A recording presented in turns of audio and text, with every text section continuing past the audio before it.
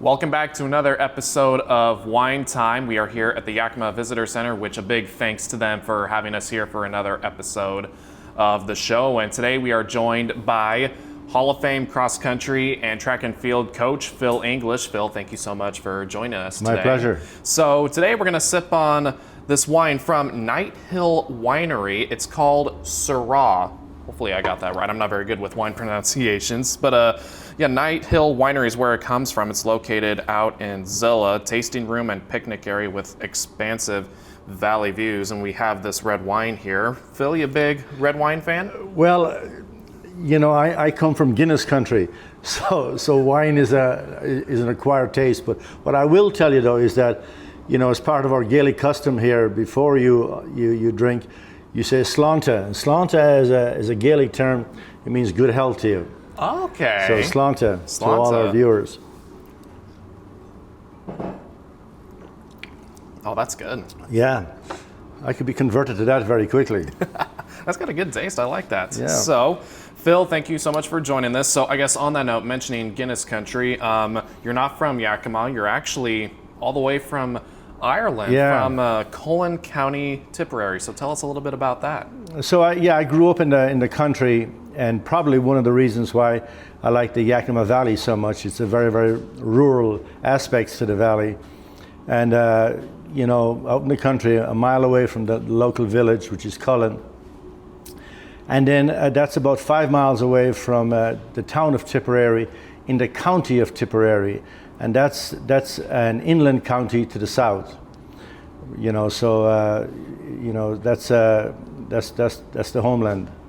Awesome, I love it. And I know you were telling me you started running cross country and track and field when you were about 13 years old, still down there in Ireland. Was cross country and track and field something you always wanted to do?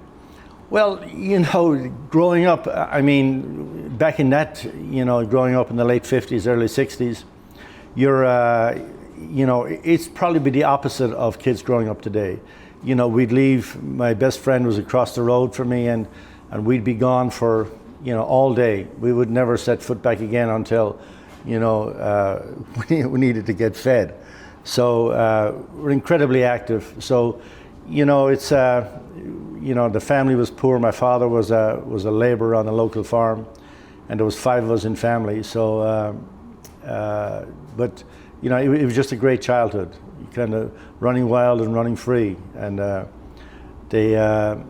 So I mean, we were super active.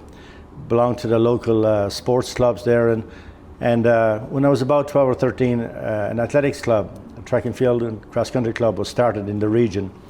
And, you know, I always knew I could run a little bit. And the reason I knew that is that I have a 5-year-old older brother, and that we always didn't see eye to eye. And so I would have to ambush him and get my revenge on him with a blow here or there, and then take off running. So I knew I had a little bit of speed.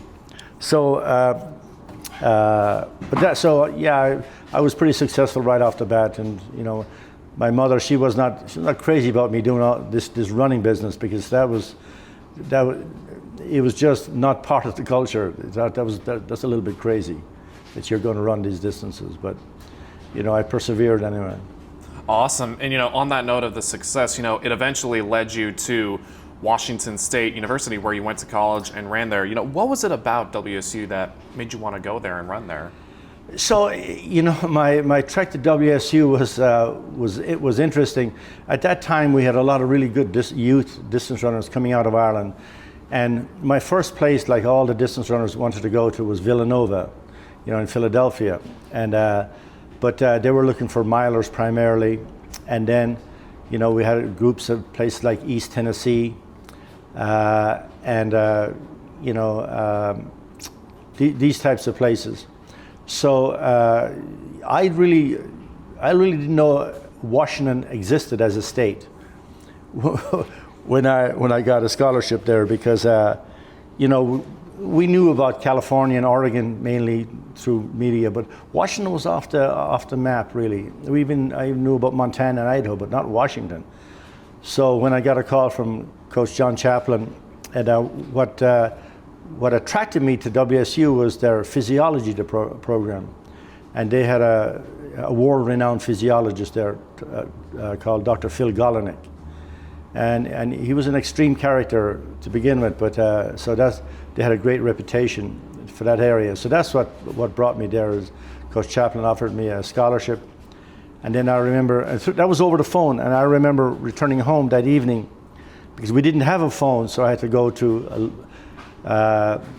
the person that ran the local athletics club, and the whole phone call lasted about 45 seconds, and a few weeks later I was on my way to WSU. But when I tried to explain to my parents that, they said, "Where is this place?" I said, it's Washington State. And so I'm trying to look at this place. I get out of my school atlas and I'm going up and down the country, and I'm going all the way down up California and then Oregon, and then way up in the corner is Washington. And I'm looking at the scale of this thing, and then I said, well, listen, when I get to New York, that's about halfway. And they could never understand that. That would be halfway to where I'm going. So they thought this place is totally obscure altogether. But and they very, very back in those days, they didn't make any difference between. They thought Washington D.C. was the same as Washington State. So they thought I was spend most of my time next door to the president, which is obviously not the case. Wow, that's awesome. And at your time at WSU, I know you talked about it in the little spiel you sent to me. You guys had pretty good success while you were there. You tell me the team placed in the top 4 at the NCAA's all 4 years that you were there. So you had pretty good success there. Yeah, it was just, we hit it. My first year there as a freshman was also John Chaplin's first year as head coach. Now, he had been an assistant, and he would go on to be an Olympic coach. And he had a really comprehensive and expansive view of what track and field teams should be. And he was out of Southern California himself. He graduated from WSU. And so he was incredibly loyal to the institution. And we had kids from all over the world there, and it was just an incredible learning experience. Part of those individuals, especially as we moved along, we had people that would go on and set world records, in multiple events. One of those individuals, he passed away about 3 years ago, was Henry Rono. And so for the last number of years, he set 4 world records in the summer of 1978. He was picked for the Kenyan team for the 76 Olympics in Montreal, but there was an African boycott. 28 countries boycotted Montreal, and Kenya being one of them. And then 2 years later, there was another boycott of the Moscow Games. So he was caught between these 2 Olympiad periods that he never got to compete. But he was just an incredible individual. And in the past and in the future, I can't see anybody wearing a WSU, male or female, that will even come close to the standard that he set while he was at WSU. Wow. And very ironic that you mentioned Henry Romo, because I know earlier today his statue was revealed at ironically, the Apple Cup, the Cougars versus Huskies famous football game. So that's got to be pretty awesome and be able to run with him. Yeah, so the current track stadium, I never ran there. The track was actually inside the stadium back then. Okay. And but yeah, it was just his freshman year, was my senior year, so I got to spend one year with him. But I get asked this a lot. So, did you ever beat Henry Rono? And in college, no. Later on, of course, when we were both out of college, but that really didn't count too much. But the closest I ever came to him was at Husky Stadium. And I thought I had won the 3,000 meter steeplechase. With one stride from the finish line, Henry got up and got me on the line. But I asked him, I said, why didn't you let me win that thing? That was not part of his that was not part of his makeup. And the reason I got so close to him was that he was actually sick that day. Yeah, which he never said, but he was sick. But otherwise, I'd have never been that close to it. Wow. So I guess kind of on the note of outside of college, after you graduated from WSU, you came down to Yakima and you both taught and coached at what is now the extinct Carroll High School and then Correct. eventually went to Eisenhower. Did you ever think about wanting to run professionally? Well, actually, I did. I moved up to the marathon, and my goal was to make the Irish team for the 1980 Olympics in Moscow. Oh, okay. I went back for the trials. I didn't run very well. I got really sick in the race. So, but I got down the marathon. My best marathon was 2:16. So, and it's still a decent time. So yeah, I did run a few years professionally.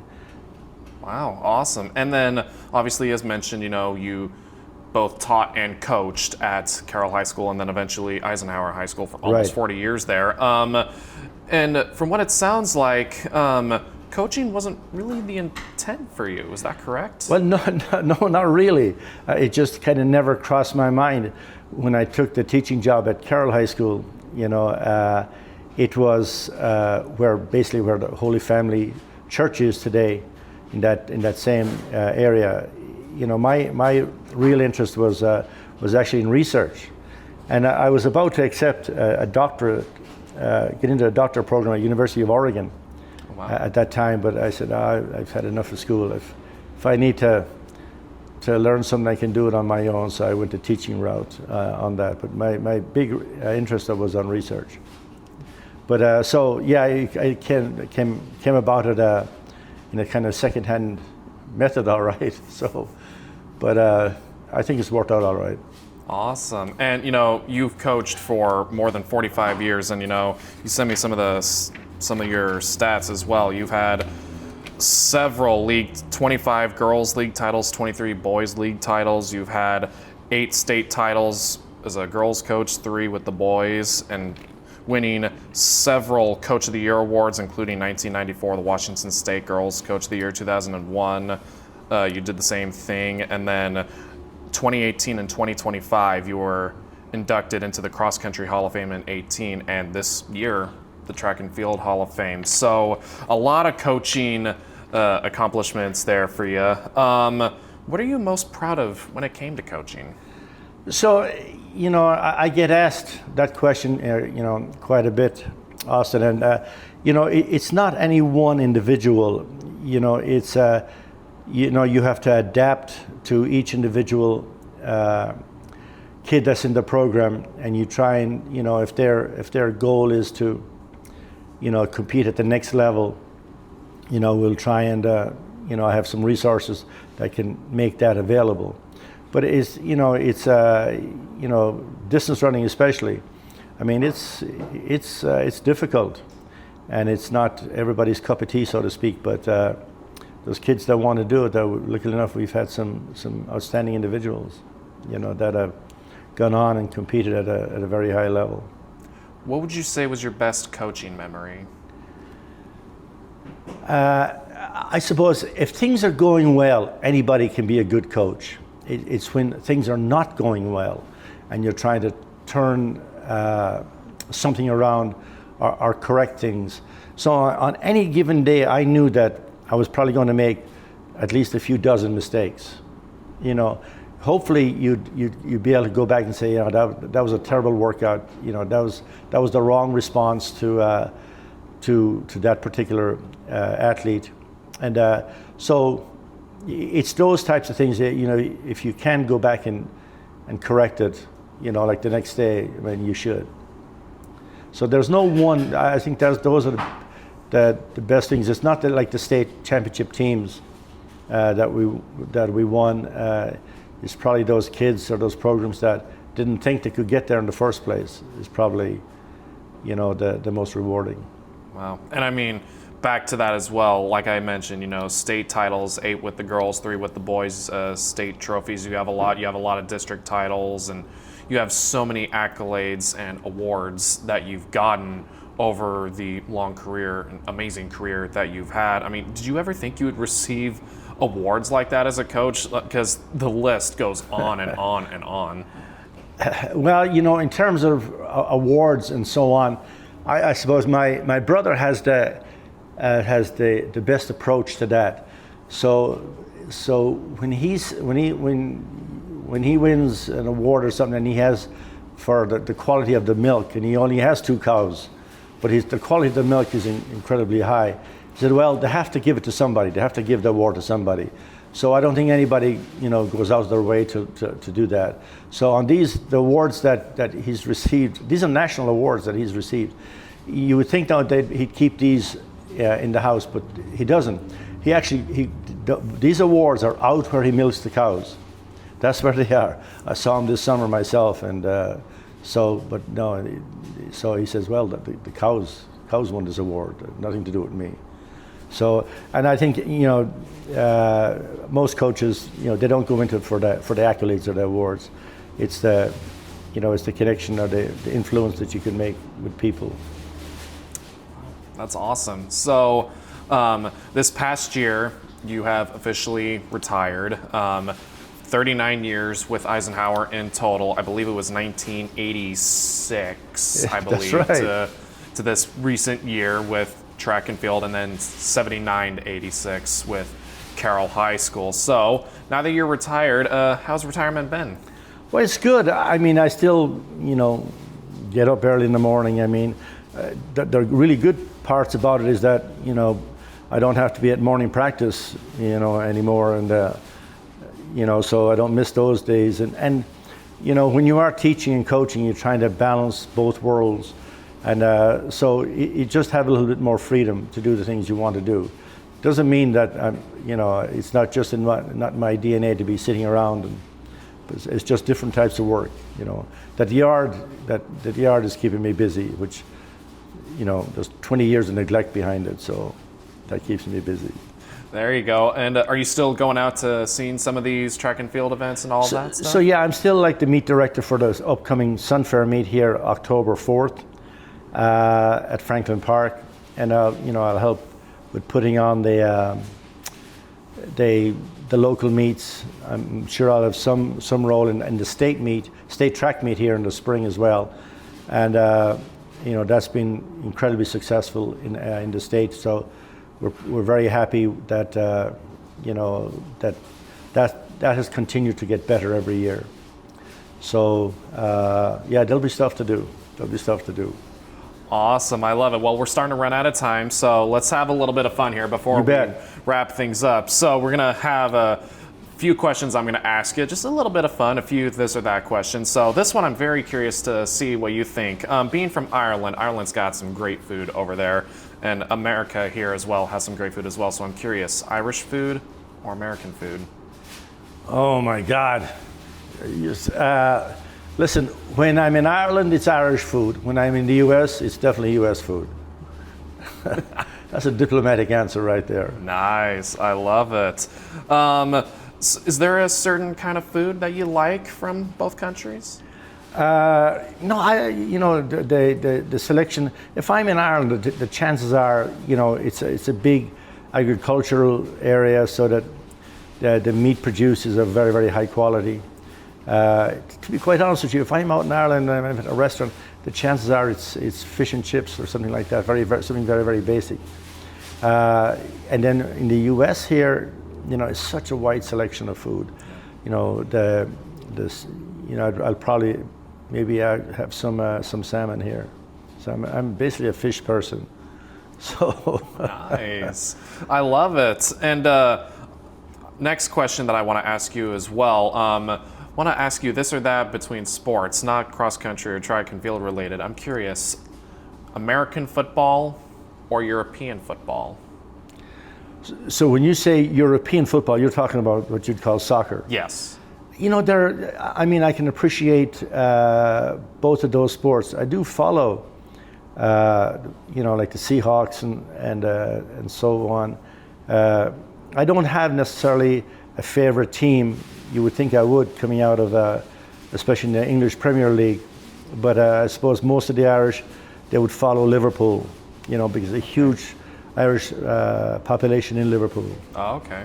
So, but so they're both just totally different. I think the nuances, if you didn't grow up watching soccer, European football, as you could say, some of the nuances would be lost. But if you were brand new to say American football, I mean, even if you're totally uninitiated, when a quarterback throws the long pass downfield, it is hard. When a great catch is made, it is hard not to appreciate how difficult that is. Yeah. You know what I mean? So when I was young and I first started, I said, God, that's a great skill. They should do that every time. Of course, not that easy. That's the way to win games. Awesome, I love it. One final question that I want to ask. Summer is almost up, just a couple of days left for summer, and then we get into fall. So I'm curious, which one would you rather have, summer or winter? Summer or winter? Yeah. The one thing great about Yakima is you do have 4 very distinct seasons. I'd have to go with summer.